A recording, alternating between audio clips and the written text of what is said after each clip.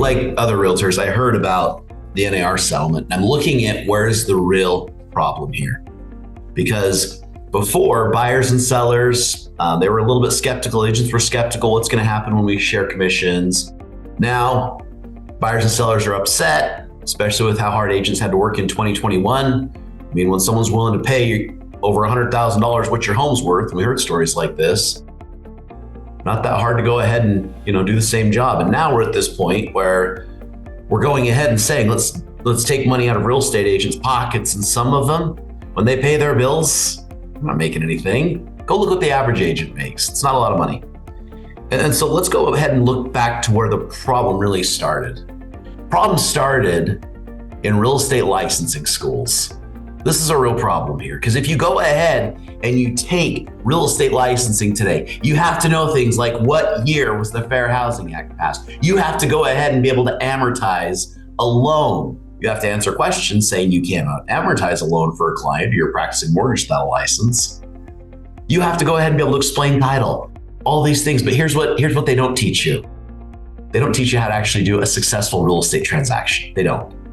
When an agent gets out of there, very few say, I'm comfortable writing a purchase contract and representing a client at a very high level. They can't say that. They get out and then they have to go learn real estate. And then they go ahead and they say, well, to keep your license, you're gonna have to do continuing education. So I went ahead and I started this process on my own because my own license is coming up. And when you look at the classes that you have to choose, you can pick whatever class you want. There's a class on how to build my real estate business. I typically practice sales, but I can take a class on property management. It has nothing to do with me serving buyers and sellers at a higher level. And it's trivia. What year did this happen? How did this happen? I'm calling right now for reform. And I want reform of licensing practices, because right now we're doing the consumer a disservice. We're putting people out there, giving them a real estate license who are not capable of facilitating a real estate transaction. And you can go ask any new licensee, scale from 1 to 10, how comfortable are you? And you can ask any agent out there. We know how terrible the licensing is. This is why we have the problem. This is why we got here. And until that changes, nothing else changes. So here's what we're doing.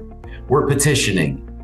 Right now, we are calling for the powers that be to go ahead and change licensing laws. So when people get a real estate license, they know how to practice real estate.